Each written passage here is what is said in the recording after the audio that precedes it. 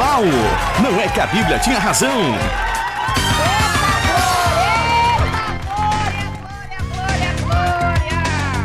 Muito bem, não, a Bíblia tinha... Pera, irmã, pera, deixa eu começar aqui, a Bíblia tinha razão. Meu pai, ela já começa atrapalhando aqui o programa. Ai, deixa eu ver aqui quem foi que mandou essa pergunta, deixa eu ver aqui. Dessa vez a pergunta vem da minha amiga Stephanie. Ela tá escrevendo de Teresina, no estado do Piauí. Olha uma piauzada aqui na programação do Bom Dia, né? A Stephanie quer saber se a história... Pastor Samuel Gomes, eu quero saber se a história de Jó é mito ou aconteceu de verdade. Eita, Stephanie. Porque essa história do Jó é um negócio assim mesmo bem doido, né? Bem maluco, né? O Jó tinha 10 meninos, o Jó tinha 10 meninos. 10 meninos. Perdeu os meninos o dia todinho. No mesmo dia perdeu os 10 meninos. Veio lá um vento lá e derrubou a casa e matou os meninos todinho. Rapaz. Então a Stephanie lá de Teresina, no estado do Piauí, ela quer saber se essa história foi mito ou se é realidade, porque é uma história assim mesmo bem doida, né? Bem maluca, né? Mas tá na Bíblia. Se tá na Bíblia, Stephanie, eu começo dizendo... Cala a boca, Risadinha. Eu começo dizendo pra você que essa história de fato aconteceu. Então você está aplaudindo porque não foi com vocês. Você está aplaudindo porque não foi com vocês, né? Não foi com vocês. Se coloca no lugar do Jó. Perdeu o menino dele tudinho só num dia, né? Rapaz, e vocês estão rindo? É porque não foi com vocês. Pimenta nos olhos dos outros é refresco, né?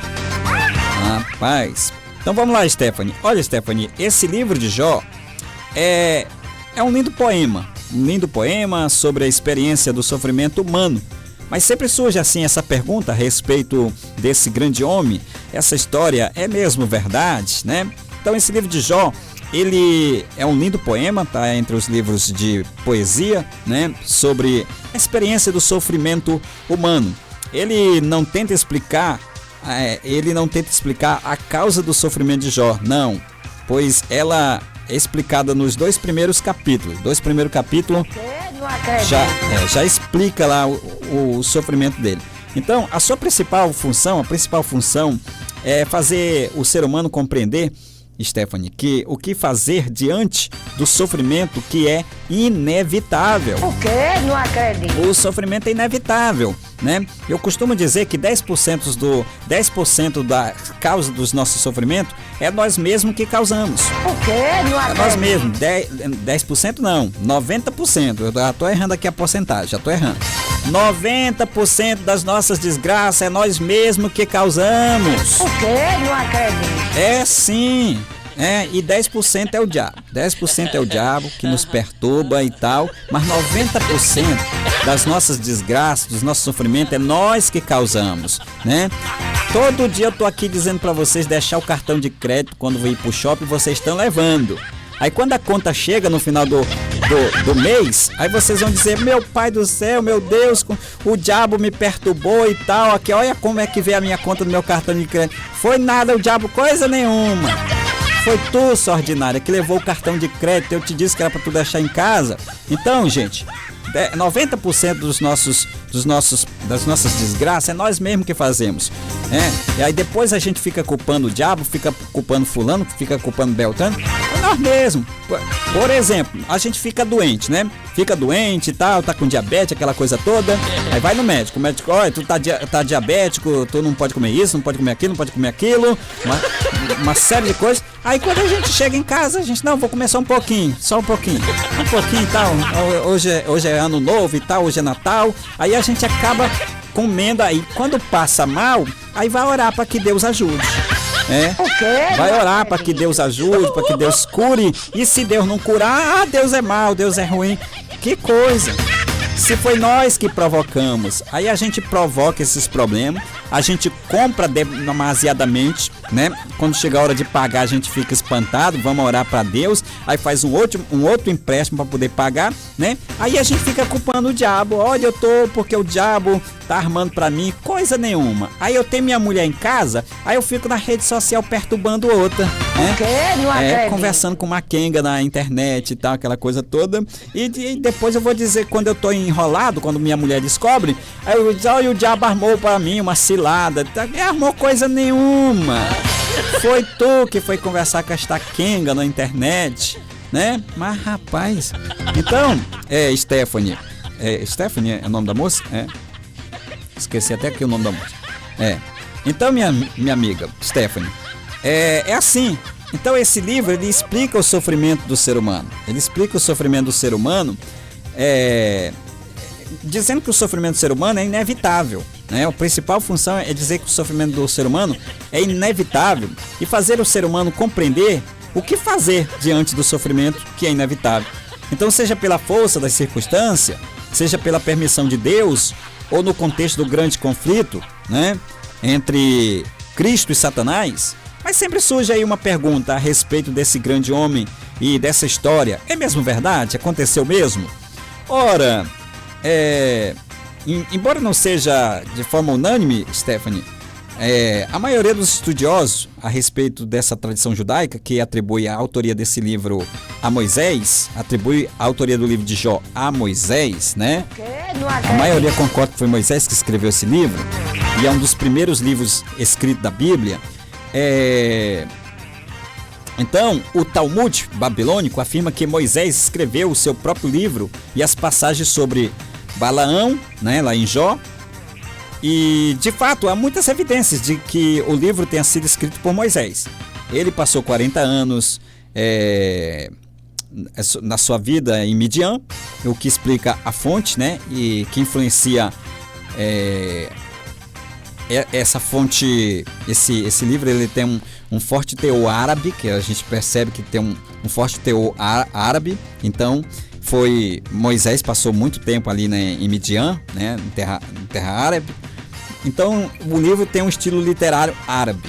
Então, o fato de ele ter vivido os primeiros 40 anos no Egito também explicam algumas práticas egípcias feitas no livro. Também existe muita semelhança como a apresentação de Deus como Criador. Alguns estudiosos, Stephanie, argumentam que o livro não foi escrito por Moisés por causa das diferenças, né? Por causa das diferenças com o estilo literário do Pentateuco. Mas esse argumento é muito frágil. Primeiramente, Jó foi escrito num contexto totalmente diferente do Pentateuco. O livro de Jó apresenta um contexto doméstico, né? Enquanto que o Pentateuco foi escrito no contexto político, militar e eclesiástico de uma nação. Além disso, existem aqui semelhanças, minha amiga Stephanie, semelhanças textuais entre Jó e o livro do Pentateuco, né? O quê? Não acredito. Existem semelhança entre o livro de Jó e o Pentateuco. Por exemplo, certas palavras são presentes nas duas obras, enquanto são raras nos outros escritos bíblicos. Por exemplo, o título El Shaddai, o Todo-Poderoso, aparece 31 vezes no livro de Jó e 6 vezes no livro de Gênesis. E não aparece nessa forma em outros livros do cânon. Então, o contexto, Stephanie, óbvio de Jó é o da cultura do deserto da Arábia e não no contexto israelita. Existem outros adoradores de Deus que não eram descendentes de Abraão. Jó era, por exemplo, um rico proprietário de fazendas de gado, era um magnata, né, das fazendas, um fazendeiro grande,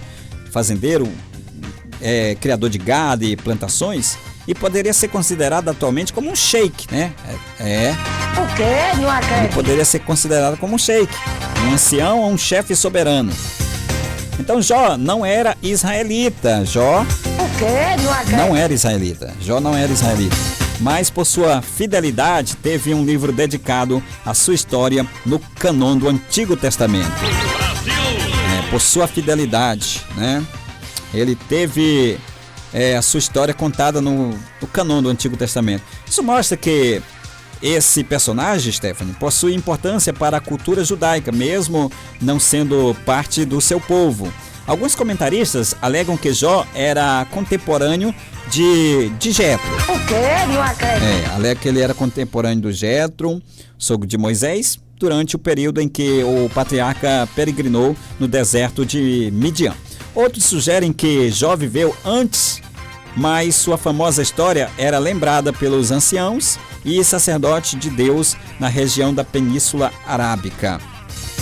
Eu concordo com essa versão de que ele viveu antes. Eu concordo até que Jó viveu no tempo dos dinossauros. O quê? Não acredito. Concordo, porque se você for ver lá o livro de Jó, você encontra pelo menos 3 dinossauros lá.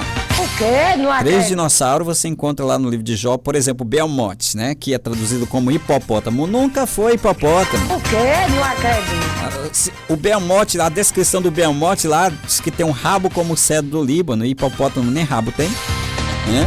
Hipopótamo nem rabo tem. Então como é que pode ser traduzido por hipopótamo? Foi traduzido de forma errada. Então o Behemoth ali era um dinossauro, né? Um saurópode, era um saurópode, né? Por exemplo, o Leviatã, um animal que cuspia fogo, né? O quê? Não acredito. Se bem que tem alguns irmãos que também cospem fogo, aquela coisa toda, né? Que são zangados, que ninguém pode mexer. Tem umas irmãs aí que são zangadas, que quando os meninos estão aprontando, essas irmãs saem cuspindo fogo.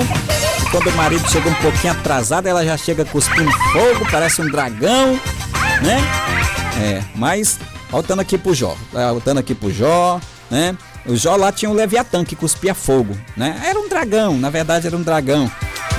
Um dragão, porque naquele tempo não existia a palavra dinossauro, se chamou de dragão, né? Que é, hoje a palavra foi inventada em 1900 acredito que foi 1912 que foi inventada essa palavra dinossauro, então não se encontra essa palavra na Bíblia, O né? quê? Não acredito. Então Jó, ele é bem antigo, ele viveu certamente no tempo dos dinossauros, né?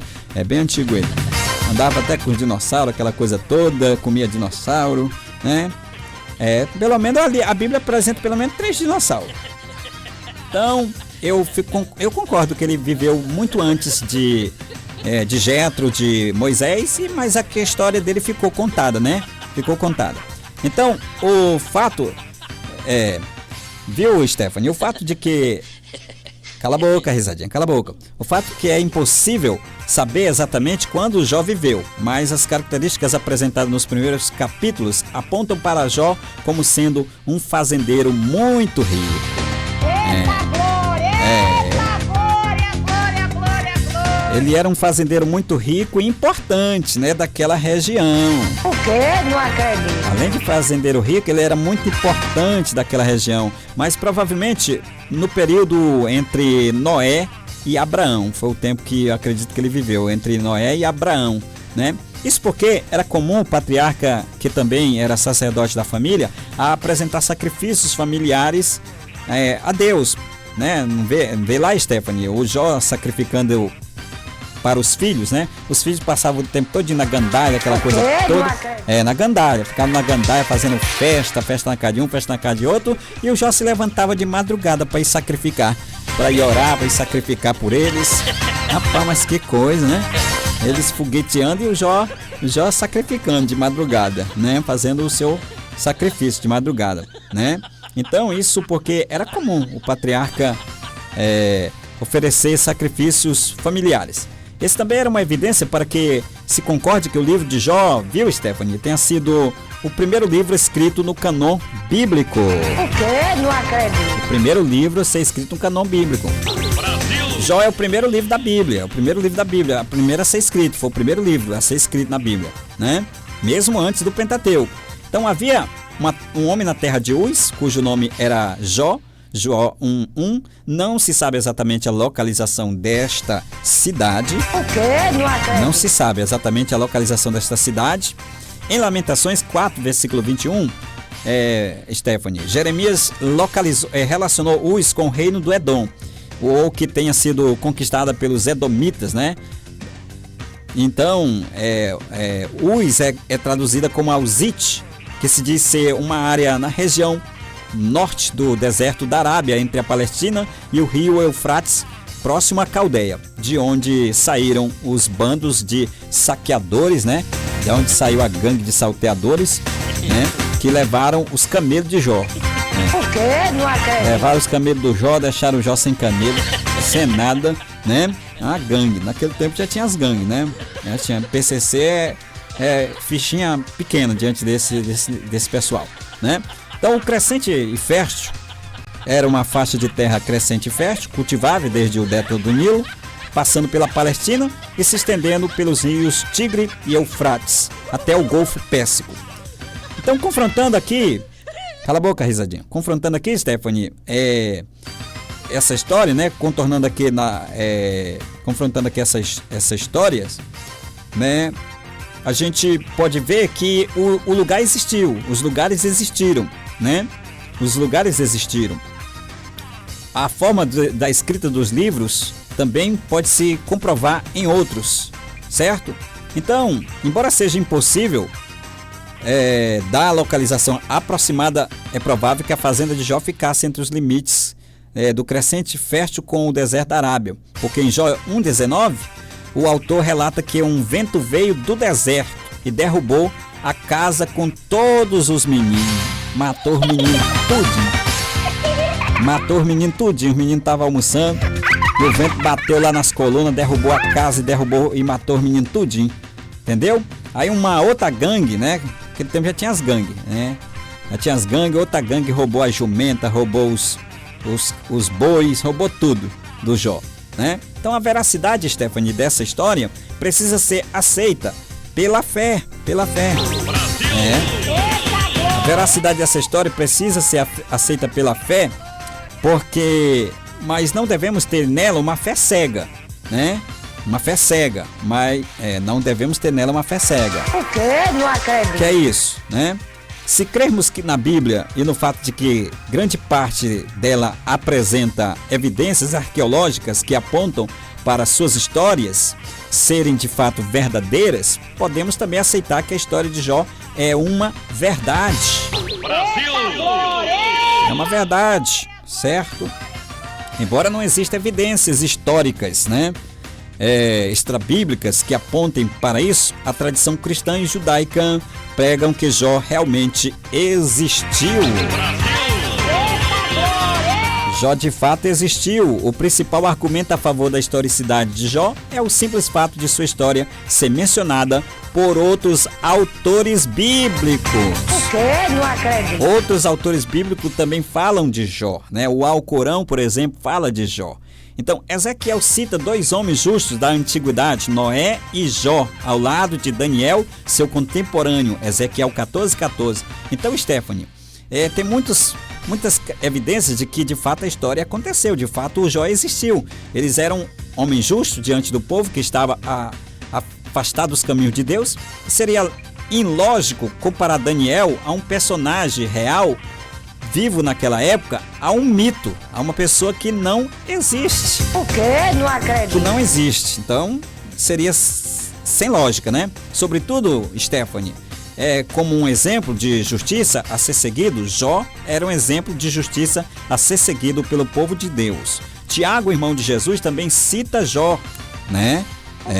Não acredito. Tiago, irmão de Jesus, também ele cita Jó, né, no seu livro, dizendo que ele é tido como exemplo de paciência e perseverança. Haja paciência.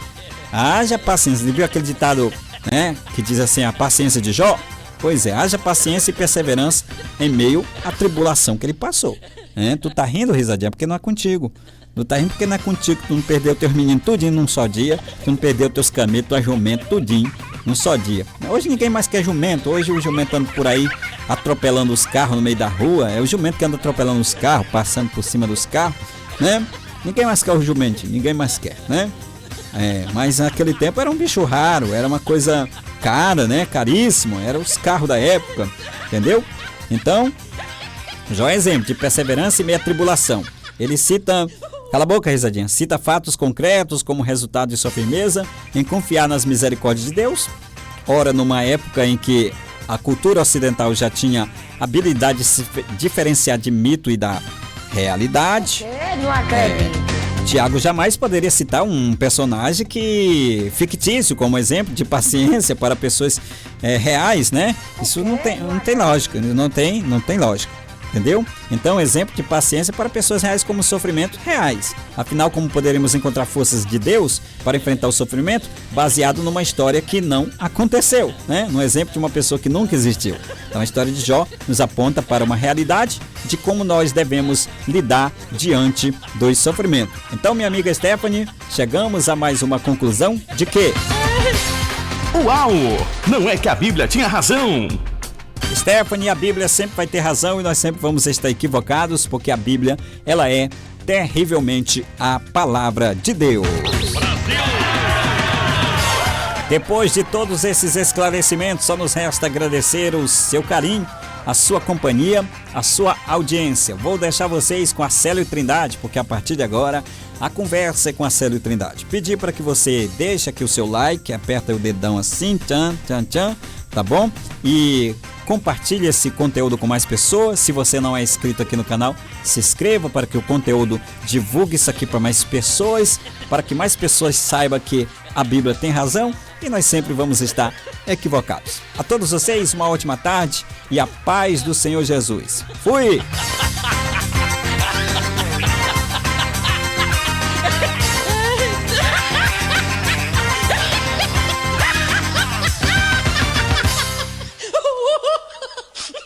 R$ 106,3 Ondas de Paz Renascer.